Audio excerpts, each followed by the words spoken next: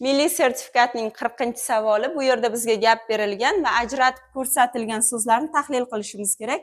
Ajratib ko'rsatilgan so'zi xilqat. Xilqat so'zi teng munosabatda bog'langan so'zni aniqlashimiz kerak. Bu yerda xilqat so'zi haqiqatligini so'ziga teng munosabatda bog'langan.